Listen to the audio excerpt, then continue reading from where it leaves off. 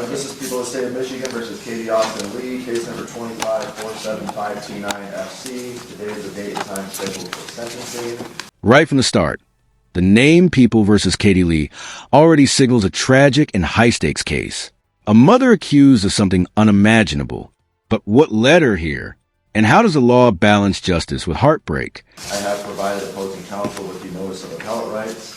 I will also state for the record that Matthew Pickardt, the victim's father, is present in the courtroom with some other family members.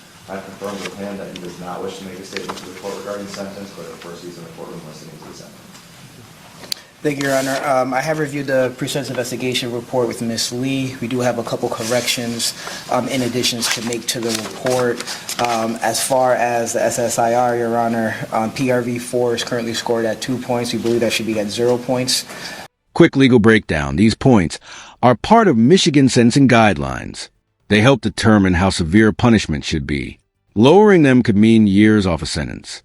Do you think technical corrections like this should matter in emotional cases like this one? If correctly scored, the total PRV should be 25 points. No objection. Also, Your Honor, for the offense variables, OV3 is currently scored at 50 points. We believe that should be at 25 points. If correctly scored, Your Honor, that should change the total OV to 140. It doesn't change the guidelines. No objection. I made both those changes. Thank you. And as far as the body of the report, Your Honor, there are some additions and corrections to make. In the report, it indicates that Ms. Lee is one of 2 children. We'd like 2 to be changed to 3. That's on a couple of pages. I did inform the agent on that to make those corrections.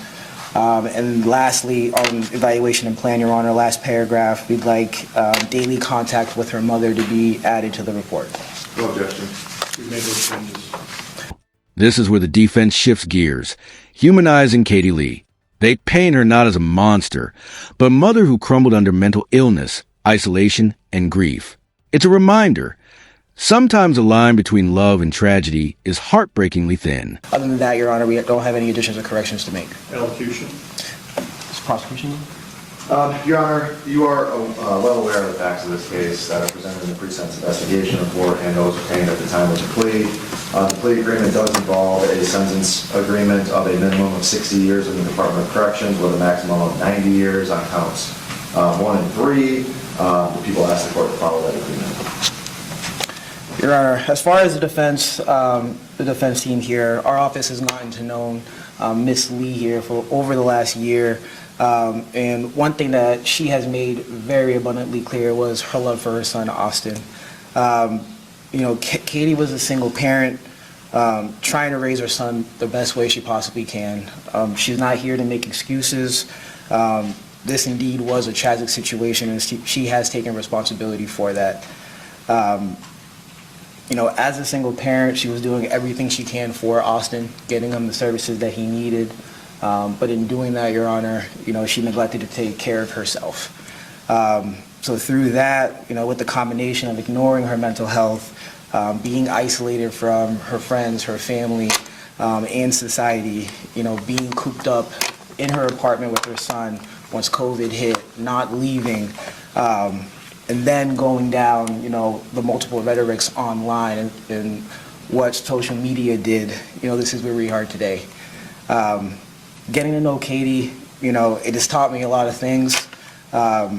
Always check in with your loved ones, prioritize your mental health, and that's what I take from Katie over the past year meeting with her. This is where it hits you. A mother mourning the very child she killed. It's gut-wrenching. You can hear the weight in her voice. Let me ask you, can remorse ever outweigh the horror of the act itself? Ms. Lee, have you had an adequate opportunity to read and review the pre-sentence report? I have. Any additions or corrections to make besides the ones that your attorney's already made? No. Anything that you would like to say before sentence is imposed? Yes. Go ahead. How does someone start something so important when words can only convey so much? I decided on where it means the most to me. My love for Austin. I love him with all that I am. It's endless and my heart is broken. It was just us for 18 years, and through it all, he's my baby, my rock, and my purpose. I fought as hard as I knew how for him to be included.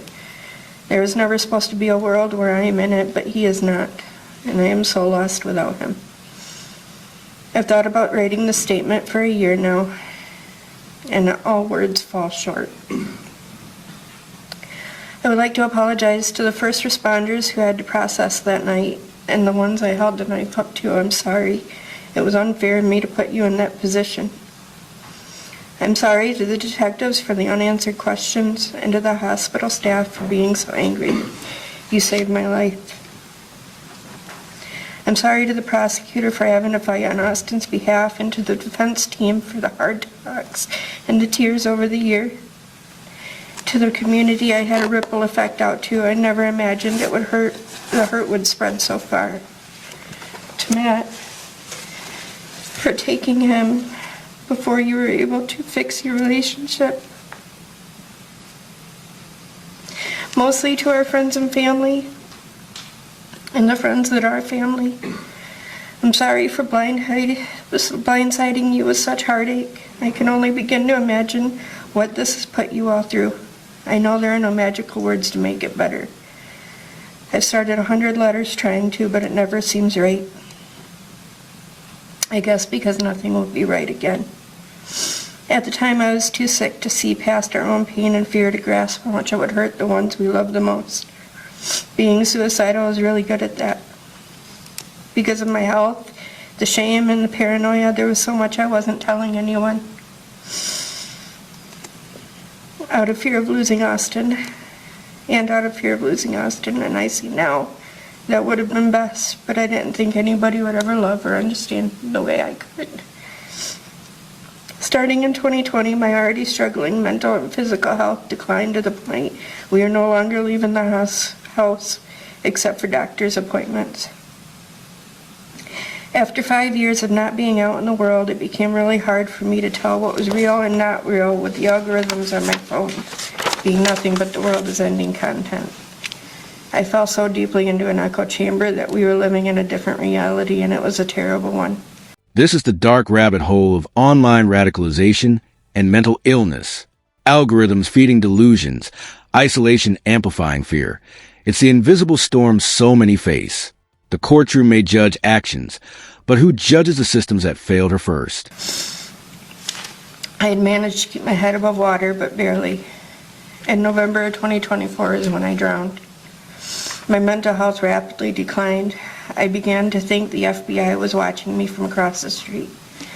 I would spend 8 hours a day watching out of my bedroom window trying to decode people's behavior and prove myself right. I was checking all my outlet for bugs, and when I couldn't find any, I thought they were using mind-reading drones. My brain was broken. I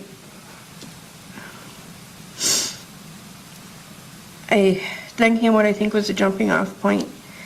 I started seeing videos about the government sending mentally ill to what they call wellness farms, and my brain broke.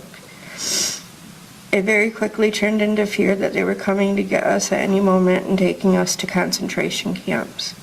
All of this on top of my already declining physical health, my increasing chronic pain. I no longer knew how to protect Austin. My mind and body were in a state of survival, and I was failing.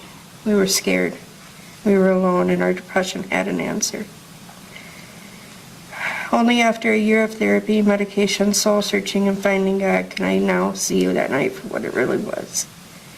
I now see the influence I had on his decision making, and it haunts my every waking moment.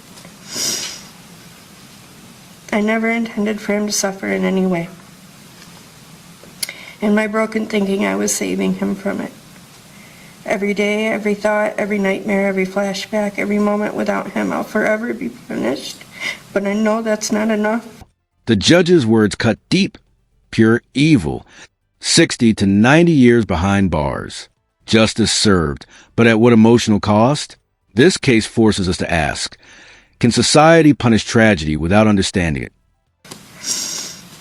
I will spend the rest of my life in prison trying to process what I could have done differently and how I could have reached out. And continuing to speak out about the warning signs that I so clearly see now, looking back. Now for me, the only thing scarier than life in prison is life without Austin. And I'm so sorry I gave everybody that sentence. Thank you. Does that conclude your comments? It does. Thank you. Your comments are very appropriate. You recognize what you did. And by taking responsibility, you have spared the first responders from reliving what was a horrific scene, and you spared jurors from witnessing photographs or images of what must have been a very horrific scene. Because in reviewing just the pre-sentence investigation report, just reading it, the narrative was difficult because it was horrific. And frankly, the acts that you committed on that date were nothing less than pure evil. It is the sentence of this court on counts 1 and 3 that you be turned over to the Michigan Department of Corrections for a minimum of 720 months, that's 60 years, and a maximum of 1,080 months, that's 90 years. You have credit for 332 days. As pertains to count 2, the resisting and obstructing a police officer charge, it is the sentence of this court that be turned over to the MDOC for a minimum of 16 months and a maximum of 24 months. You have credit for 332 days as well. By law, these must be concurrent. You must pay state cause crime victim costs and DNA fees that are required by statute. These are final sentences. You may file an application at the Court of Appeals regarding your conviction and sentence. If you are unable to hire an attorney, this court will appoint one to represent you at public expense. You need to fill out the paperwork you've been provided and return it within 42 days. That is all.